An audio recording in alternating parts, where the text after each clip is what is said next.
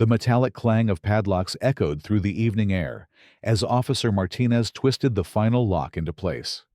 Behind him, a crowd of nearly 200 people pressed against the yellow tape, their voices rising in a chorus of disbelief and anger. The warm glow that had always emanated from Pages and Prose Bookstore now lay trapped behind steel barriers. The hand-painted sign reading, "Tonight, Author Reading, Dr. Amara Johnson," barely visible through the reflection of flashing police lights. "This is America, not some authoritarian state," shouted Marcus Chen, a regular customer who had driven 30 minutes just to attend tonight's reading. His voice cracked with emotion as he gestured toward the storefront. "They're literally shutting down a bookstore for hosting an author." Keisha Williams stood frozen on the sidewalk, her keys still clutched in her trembling hand. Just 20 minutes ago, she had been inside her beloved bookstore, arranging folding chairs for what she had hoped would be an intimate evening of literature and discussion. Dr. Amara Johnson, author of Uncomfortable Truths, Race and Power in Modern America, had driven down from Chicago specifically for this event. The book had been removed from several school districts across the state, making tonight's reading all the more significant. The bookstore represented everything Keisha had dreamed of when she first opened its doors 3 years ago. Nestled in the heart of Millbrook Commons, a diverse suburban community 20 miles outside Detroit, Pages and Prose had become a sanctuary for readers seeking stories that reflected their experiences and challenged their perspectives. The shelves were carefully curated to include voices from every corner of the human experience, with a particular emphasis on authors of color, LGBTQ+ writers, and international literature. Keisha had grown up in a household where books were treasures. Her grandmother, a retired librarian, had instilled in her a deep reverence for the written word and its power to transform minds and hearts. "Books are bridges, baby girl," her grandmother would say, running her weathered fingers along the spines of her extensive collection. "They take us places we've never been and introduce us to people we might never meet." After working for 15 years as a high school English teacher, Keisha had used her life savings, along with a small business loan, to open Pages and Prose. The store occupied a corner unit in a strip mall that had seen better days, but Keisha had transformed the space into something magical. Warm wood shelves lined every wall, comfortable reading nooks invited customers to linger, and the scent of fresh coffee from the small cafe counter made the space feel like home. The trouble had started 3 weeks ago when Keisha announced the upcoming author reading on the store's social media pages. Within hours, comments began pouring in, many from people who had never set foot in her store. Some criticized Dr. Johnson's book as divisive and inappropriate, while others questioned whether such events belonged in their family-friendly community. Then came the phone call from Patricia Hawthorne, president of the Millbrook Commons Homeowners Association. Patricia's voice had been sickeningly sweet, with an undertone of steel that Keisha recognized from her teaching days dealing with difficult parents. "Ms. Williams, I'm sure you understand our concerns about the upcoming event at your establishment," Patricia had said, her words carefully measured. "We've received numerous complaints from residents about the appropriateness of hosting such a controversial author. The HOA has certain standards to maintain for our community." Keisha had felt her blood pressure rise. "Mrs. Hawthorne, with all due respect, Dr. Johnson is a respected academic and author.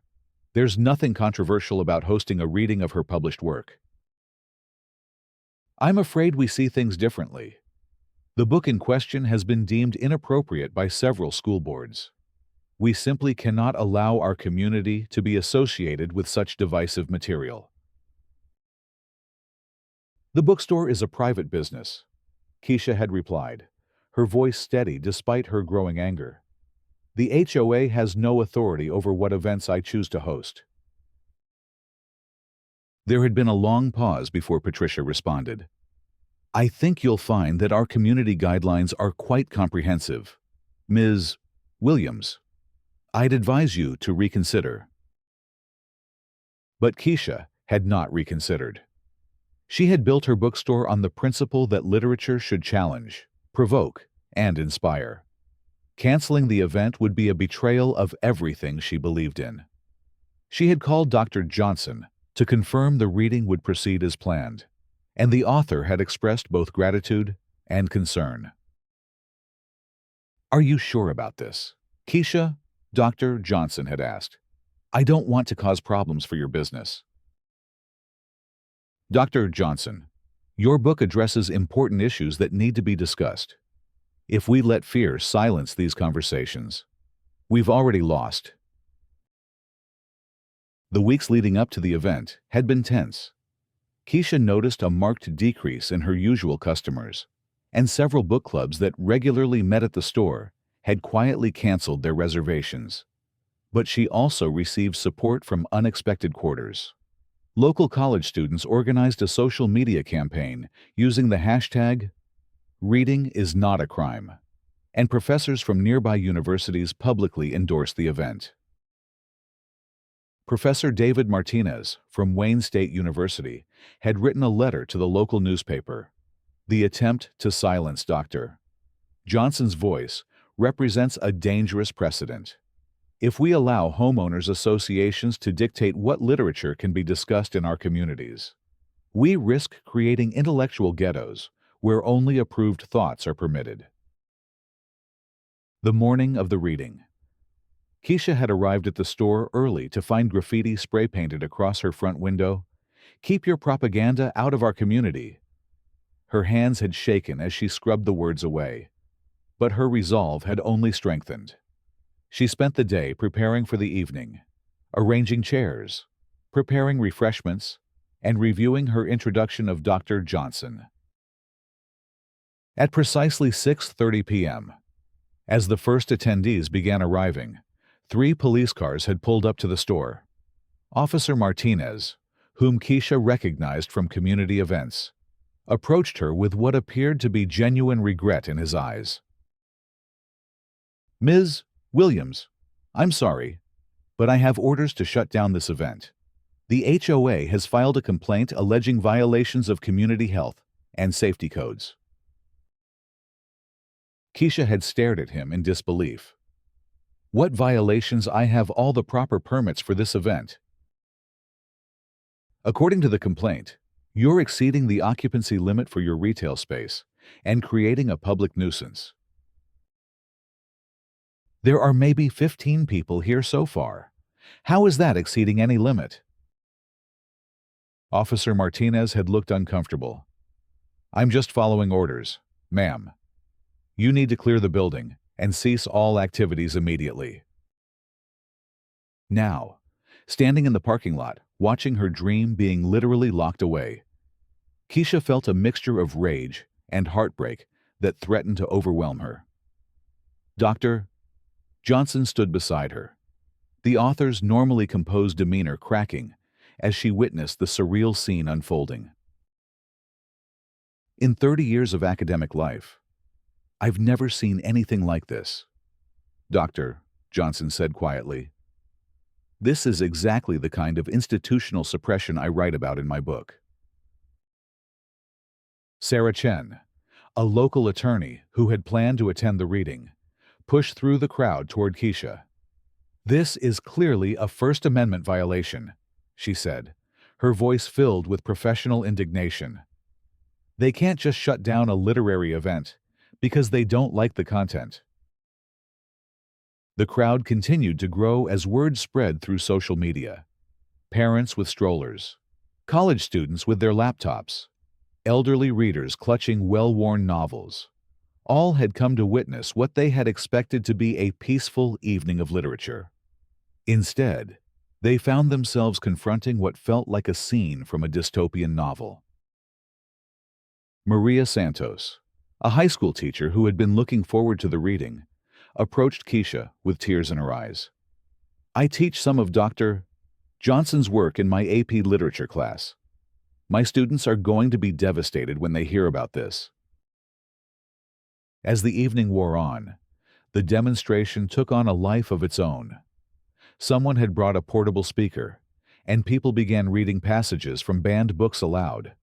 The irony was not lost on anyone present. In attempting to silence one voice, the HOA had amplified dozens of others. Dr. Johnson, inspired by the crowd's energy, decided to hold an impromptu reading in the parking lot.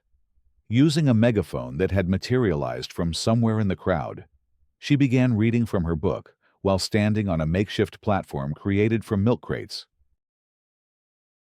The comfortable silence of privilege, her voice carried across the lot, is often mistaken for peace. But true peace can only exist when justice is equally distributed among all members of society. The crowd erupted in applause, and Keisha felt a flicker of hope amid her despair. Maybe they couldn't stop her from hosting the reading, but they couldn't stop people from listening to these important words. The next morning, Keisha arrived at her store to find a notice posted on the door. The HOA was demanding immediate compliance with a list of community standards that seemed designed specifically to target her business. The requirements included restrictions on the types of events that could be hosted, limits on the number of attendees for any gathering, and, most damaging of all, a requirement that all events be pre-approved by the HOA board. Keisha called Sarah Chen immediately. "They're trying to control what I can do in my own business," she said, her voice hoarse from the previous night's events. "This has to be illegal." "It absolutely is," Sarah replied.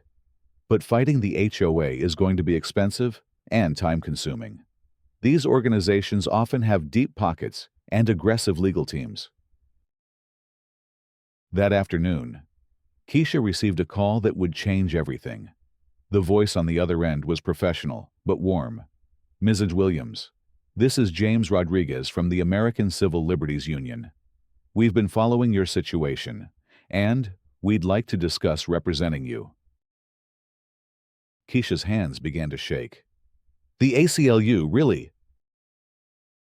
"Your case represents a clear violation of First Amendment rights. The HOA's actions constitute prior restraint. They're attempting to suppress speech before it can occur based on its content. This is exactly the kind of case we exist to fight." The meeting with the ACLU attorneys took place 3 days later in a conference room that felt more like a war room.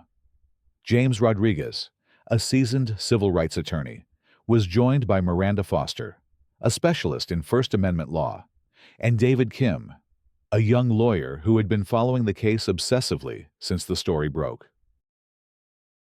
"This case has the potential to set important precedent," Miranda explained, spreading documents across the table. "HOAs have been increasingly overstepping their authority, and someone needs to draw a line in the sand." David leaned forward eagerly. "The public response has been incredible. We've received over 10,000 emails of support, and donations are pouring in from across the country. People are recognizing this as a watershed moment for free speech rights." But even as the legal team prepared their case, the HOA escalated their attacks. Keisha arrived at work one morning to find that her business license had been temporarily suspended, pending an investigation into alleged zoning violations. The next day, the building inspector showed up claiming to investigate reports of structural problems. Each harassment felt like another nail in the coffin of her dreams. The local media coverage was mixed, but intense. Channel 7 News interviewed Patricia Hawthorne, who maintained that the HOA was simply protecting community values and ensuring that family-friendly standards were upheld. When asked specifically what was objectionable about Dr. Johnson's book, Patricia had deflected, "It's not about censorship. It's about maintaining the character of our community." But the national media told a different story. CNN ran a segment titled "When Book Readings Become Battlegrounds." while the New York Times published an op-ed by Dr. Johnson herself. The day they padlocked a bookstore for hosting an author reading was the day America took a step backward into darkness. The story gained even more traction when it was revealed that Patricia Hawthorne had a history of complaints against minority-owned businesses in the community. A local blogger had uncovered records showing that she had filed formal complaints against a Latino-owned restaurant for playing culturally inappropriate music, a Black-owned hair salon for allegedly creating too much noise, and now Keisha's bookstore. The revelation created a media firestorm. Civil rights organizations beyond the ACLU began taking notice. The NAACP issued a statement condemning the HOA's actions as a transparent attempt to silence Black voices and maintain systems of oppression through institutional harassment. Meanwhile, Keisha was struggling to keep her business afloat. With the store effectively closed, she had no income, but still faced rent, utilities, and loan payments. The stress was taking a toll on her health and her relationships. Her partner, Michelle, had been incredibly supportive, but even she was beginning to worry about their financial future. "Maybe we should consider settling," Michelle suggested one evening as they sat in their living room, surrounded by legal documents. "The ACLU is great, but this fight could drag on for years." Keisha looked up from the brief she was reviewing. "If I give up now, what message does that send? That anyone with enough money and influence can silence voices they don't like? But at what cost? You're barely sleeping, barely eating. This is consuming your life." Keisha reached for Michelle's hand. "My grandmother always said that some battles are worth fighting even if you're not sure you can win. This is one of those battles." The case finally moved to federal court 6 weeks after the initial shutdown. Judge Eleanor Washington, a Clinton appointee with a reputation for fairness and legal rigor, was assigned to hear the case. The courtroom was packed with supporters, journalists, and legal observers who recognized the case's broader implications. Miranda Foster delivered the opening argument with passion and precision. "Your Honor, what we're witnessing here is nothing less than an attempt to create a system of intellectual apartheid. The defendant HOA is claiming the right to decide what ideas can be shared in their community, what books can be discussed, and what voices can be heard. This is not about community standards. It's about the fundamental right of Americans to engage with ideas, even uncomfortable ones."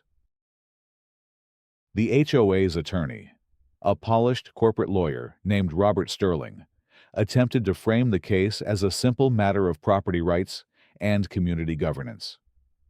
The plaintiff is attempting to use civil rights law to override legitimate community standards. Homeowners associations exist to protect property values and maintain community character. They have every right to ensure that businesses operating in their jurisdiction comply with established guidelines. But Sterling's argument began to crumble under cross-examination.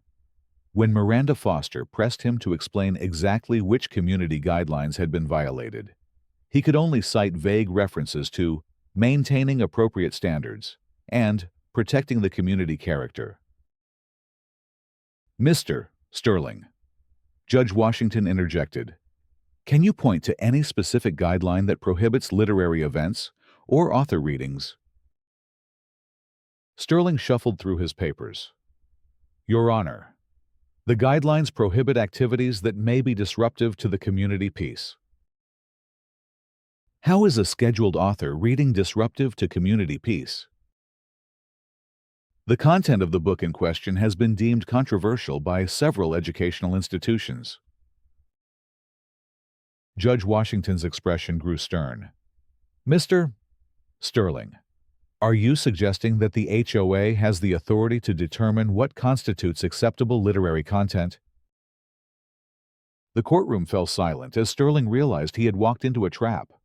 "No, Your Honor, but..." But nothing.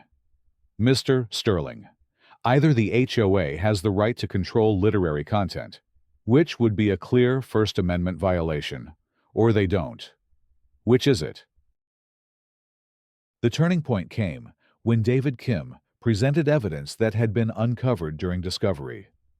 Internal HOA emails revealed that Patricia Hawthorne had been coordinating with a national organization dedicated to removing diverse literature from schools and libraries. The emails showed a deliberate campaign to target businesses that promoted unsuitable content. One email from Patricia to the organization's director was particularly damning. We need to send a message that certain types of businesses and events are not welcome in our community. If we can shut down this bookstore, it will discourage others from hosting similar events. Another email chain showed HOA board members discussing how to legally harass minority-owned businesses without appearing overtly discriminatory. The communications painted a picture of systematic harassment disguised as community governance. When Patricia Hawthorne took the stand, her carefully constructed facade began to crack under Miranda Foster's questioning. Mrs.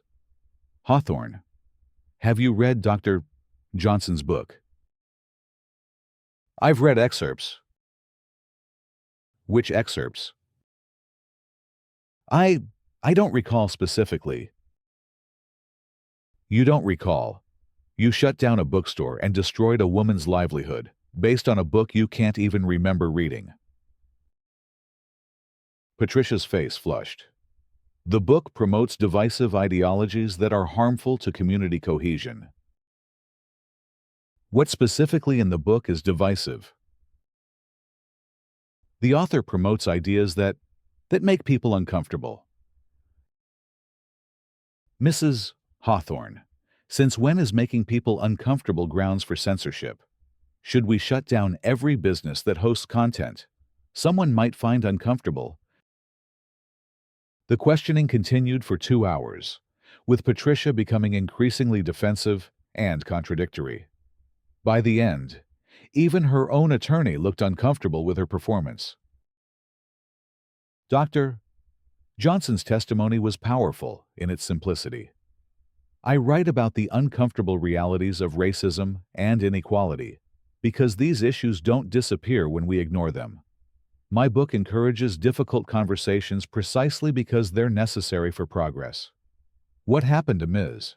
Williams and her bookstore represents everything I warn against in my work. The use of institutional power to silence voices that challenge the status quo. Keisha's testimony was the emotional climax of the trial. Speaking directly to Judge Washington, she described her vision for the bookstore and the community it had served. Your Honor, I didn't open Pages and Prose to be controversial. I opened it to be a bridge, a place where people could encounter different perspectives and engage with ideas that might challenge their assumptions.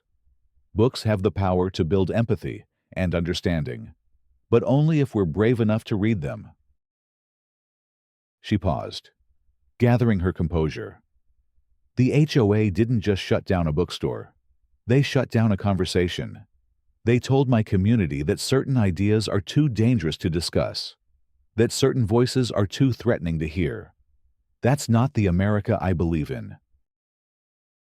The trial lasted 3 weeks, with expert witnesses testifying about the importance of free speech, the history of censorship, and the legal limits of HOA authority. Constitutional law professors, civil rights historians, and First Amendment scholars all weighed in on the case's broader implications. Professor Lisa Thompson from Harvard Law School provided particularly compelling testimony.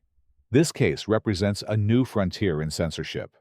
We're seeing private organizations attempting to exercise governmental powers without constitutional constraints.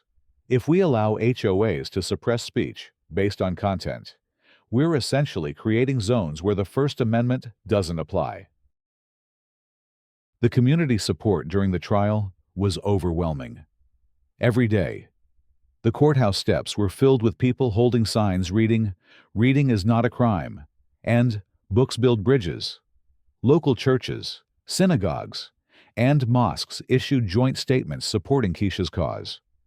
Even some members of the HOA itself began speaking out against the board's actions. Margaret Foster, a longtime Millbrook Commons resident, stood before the courthouse one afternoon, addressing the crowd. "I've lived in this community for 20 years, and I've never been more ashamed of our leadership. This isn't about protecting our community. It's about controlling our community. There's a difference." The night before, Judge Washington was scheduled to issue her ruling. Keisha sat in her empty bookstore for the first time in months. Michelle had managed to convince the building management to let them in for one final visit before the lease expired. The shelves stood empty. The chairs were stacked against the walls, and the cafe counter gathered dust. But as Keisha walked through the space, she could almost hear the echoes of all the conversations that had taken place there. Book clubs discussing complex themes, teenagers discovering authors who reflected their experiences, elderly readers sharing stories of books that had changed their lives. The physical space might be empty, but the community it had fostered lived on. The courthouse was packed beyond capacity the next morning as Judge Washington prepared to deliver her ruling. The atmosphere was electric with anticipation, and even seasoned court reporters seemed affected by the gravity of the moment. Judge Washington began with a comprehensive review of First Amendment law, tracing the evolution of free speech protections from the founding era to the present day. She discussed the concept of prior restraint, the marketplace of ideas, and the special protection afforded to political and social commentary. "The question before this court," she continued, "is whether a homeowners association can exercise quasi-governmental powers to suppress speech based on its content. The answer is unequivocally no." The courtroom erupted in applause, but Judge Washington was far from finished.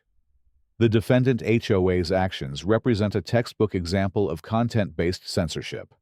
They did not shut down Ms.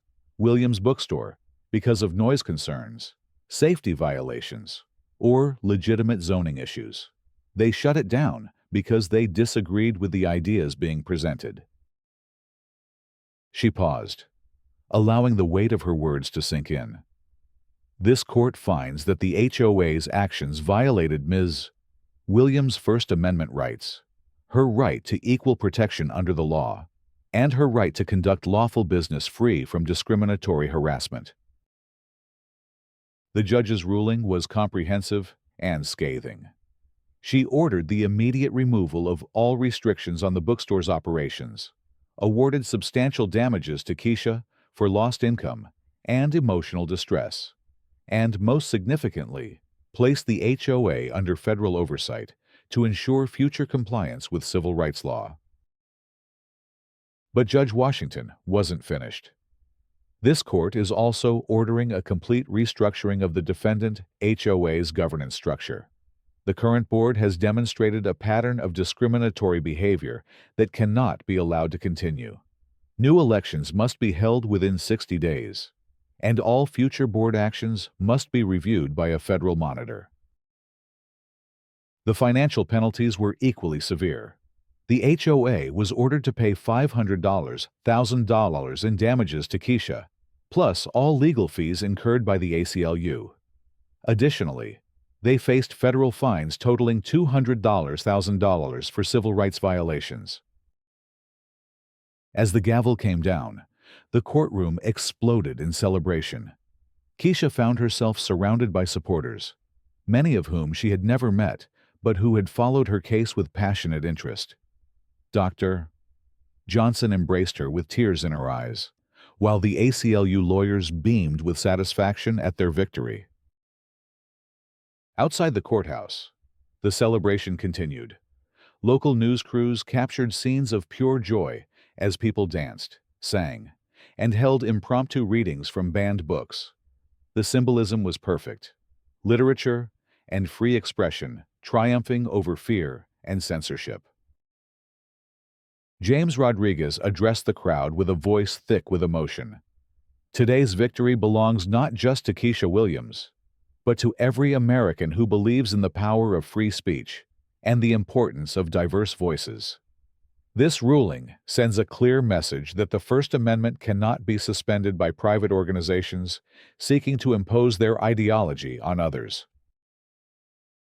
The national media coverage was overwhelmingly positive. Editorial boards across the country praised the ruling as a victory for civil rights and a necessary check on HOA overreach. The Washington Post ran an editorial titled, "When Communities Embrace Censorship," while The Atlantic published a lengthy analysis of the case's broader implications for free speech in America. But the real celebration began 3 months later, when Pages and Prose officially reopened its doors. The new location, just 2 blocks from the original site, was larger and more welcoming than ever. The community had rallied to support the reopening, with local businesses donating fixtures, volunteers helping with renovation, and customers pre-ordering books to ensure financial stability. The grand reopening event was a festival of literature and community. Authors from across the country came to read from their work, including several whose books had been banned or challenged. Dr.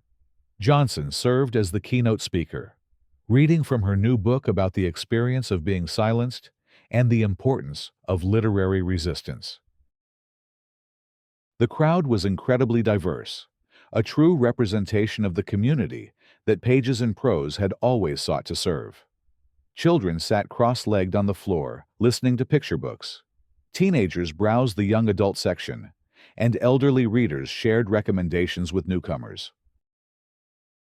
Patricia Hawthorne was notably absent, having resigned from the HOA board in disgrace and moved to another state. The new board, elected in a contentious campaign that drew national attention, was committed to transparency and civil rights compliance. As the evening wound down, Keisha found herself standing in the same spot where she had been 3 months earlier when the police had shut down her original store. But now, instead of padlocks and yellow tape, she saw families browsing books, friends discussing literature, and strangers becoming friends over shared stories. Michelle approached with a glass of wine and a smile that reached her eyes for the first time in months. "So, was it worth it?" she asked, gesturing to the bustling scene around them. Keisha considered the question seriously. The past year had been the most challenging of her life, filled with stress, uncertainty, and moments of deep despair. But it had also revealed the power of community, the importance of standing up for principles, and the resilience of the human spirit. "Ask me in a year," she replied with a laugh. "But right now, seeing all these people here, seeing kids discovering new authors, seeing conversations happening that might never have happened otherwise. Yeah, I think it was worth it." Dr. Johnson approached them, carrying a book with a bright red cover. "I wanted to give you the first copy of my new book," she said, handing it to Keisha. "It's dedicated to you and everyone who stood up for the right to read." Keisha looked at the title, "Padlocked: How One Bookstore's Fight Became America's Wake-Up Call." The dedication page read, "To Keisha Williams and everyone who believes that books are bridges, not barriers." As the last customers left and the volunteers finished cleaning up, Keisha took a moment to walk through her restored bookstore. The shelves were full again, the reading nooks were inviting, and the cafe counter was ready for tomorrow's customers. But more importantly, the space felt alive with possibility. The fight had been about more than just one bookstore or one author reading. It had been about the fundamental question of who gets to decide what ideas are worthy of consideration, what voices deserve to be heard, and what communities are allowed to discuss. The victory belonged not just to Keisha, but to everyone who believed that democracy requires the free exchange of ideas, even uncomfortable ones. 6 months later, Pages and Prose had become a destination for literary pilgrims from across the country. The banned books section was always busy, and the store regularly hosted authors whose work had been challenged or removed from libraries. The events calendar was full of readings, discussions, and workshops that explored every aspect of the human experience. The case had also inspired similar fights across the country. HOAs in Texas, Florida, and North Carolina were being challenged for overreaching their authority, and civil rights organizations were using the Millbrook Commons precedent to defend other businesses facing ideological harassment. Most importantly, the community itself had been transformed. The fight had forced difficult conversations about race, privilege, and the meaning of community. While not everyone agreed on every issue, there was a new commitment to dialogue and understanding that hadn't existed before. As Keisha locked up the store one evening, she reflected on her grandmother's words about books being bridges. The fight for Pages and Prose had built bridges too, between different parts of the community, between local and national civil rights movements, and between the present and a future where free speech and diverse voices would be protected. The padlocks were gone, but the lessons remained. In a democracy, the price of freedom is eternal vigilance, and sometimes that vigilance requires ordinary people to take extraordinary stands. Keisha Williams had taken such a stand, and in doing so, had reminded America that the right to read, to think, and to discuss difficult ideas is fundamental to who we are as a people. The story of Pages and Prose became a testament to the power of community resistance, the importance of institutional support for civil rights, and the enduring truth that attempts to silence voices often only amplify them. In trying to padlock a bookstore, Patricia Hawthorne and her allies had inadvertently opened a national conversation about censorship, discrimination, and the ongoing struggle for equality in America. As the sun set over Millbrook Commons, the lights in Pages and Prose stayed on, welcoming anyone who wanted to explore new ideas, encounter different perspectives, or simply lose themselves in a good book. The fight was over, but the victory belonged to everyone who walked through those doors. Because in the end, that's what democracy looks like. People coming together to share stories, challenge assumptions, and build a better world, one conversation at a time.